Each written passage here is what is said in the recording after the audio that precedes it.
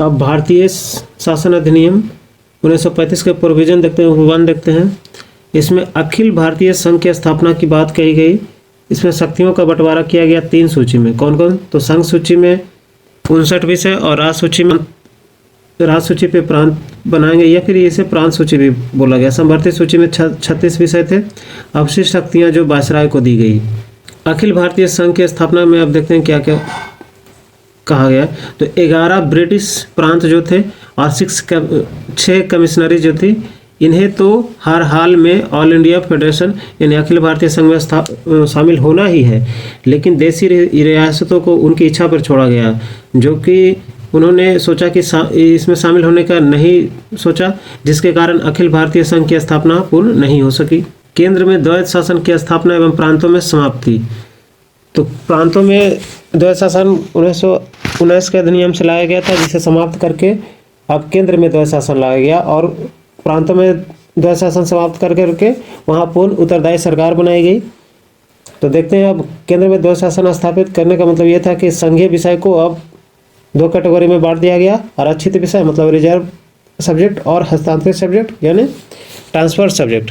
प्रांतों में द्वैध शासन की समाप्त कर पुनः उत्तरदायी सरकार बनाई गई। रिजर्व सब्जेक्ट यानी आरक्षित विषय के एडमिनिस्ट्रेशन या प्रशासन को गवर्नर जनरल अपनी परिषद की सहायता से संभालता था और ये जो परिषद थी भारत सचिव के माध्यम से ब्रिटिश सरकार के प्रति उत्तरदायी थी, जबकि हस्तांतरित या ट्रांसफर्ड सब्जेक्ट के एडमिनिस्ट्रेशन या प्रशासन के गवर्नर जनरल मंत्री परिषद या काउंसिल ऑफ मिनिस्टर की सहायता से संभालते थे। ये विधानसभा या लेजिस्लेटिव असेंबली के प्रति उत्तरदायी थी। आरक्षित विषयों का एडमिनिस्ट्रेशन किसके द्वारा किया जाता था? तो गवर्नर करता था अपनी परिषद के सहायता से, जबकि ट्रांसफर या हस्तांतरित सब्जेक्ट का एडमिनिस्ट्रेशन या प्रशासन गवर्नर जनरल मंत्री परिषद की सहायता से करता था। प्रांतीय स्वायत्तता प्रोविंशियल ऑटोनोमस दिया गया, मतलब प्रांत को अपनी विधि निर्माण के लिए स्वतंत्र किया गया।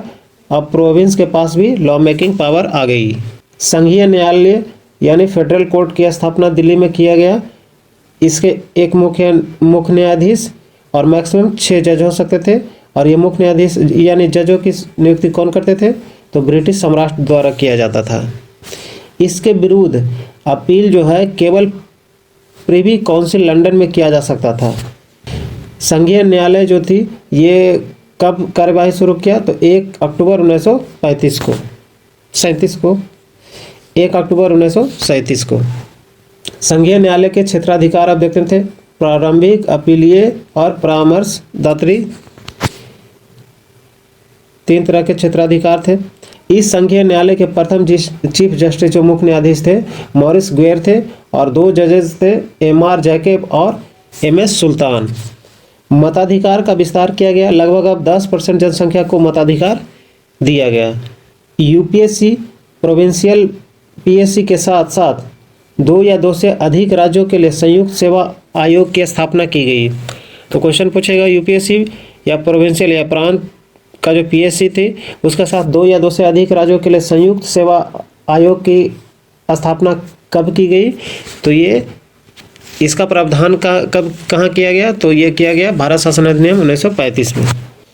इसके अंदर देश की मुद्रा और साख पर नियंत्रण के लिए भारतीय रिजर्व बैंक की स्थापना की गई। बर्मा को भारत से अलग कर दिया गया। उड़ीसा एवं सिंध को 2 नए प्रांतों का गठन किया गया। सांप्रदायिक निर्वाचन पद्धति और अधिक विस्तारित किया गया।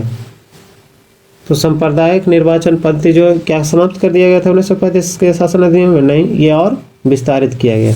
प्रधानमंत्री तथा मंत्री, प्रधानमंत्री को प्रीमियर बोलते थे और मंत्री को मिनिस्टर जैसे शब्दों का प्रयोग पहली बार किया गया। 11 प्रांतों में से 6 प्रांतों में द्विसदनात्मक व्यवस्था लागू किया गया। इसमें से ये 6 प्रांत कौन कौन थे? तो बंगाल, बिहार, संयुक्त प्रांत, असम, बम्बई और मद्रास। इन 6 प्रांतों में द्विसदनात्मक व्यवस्था लागू किया गया।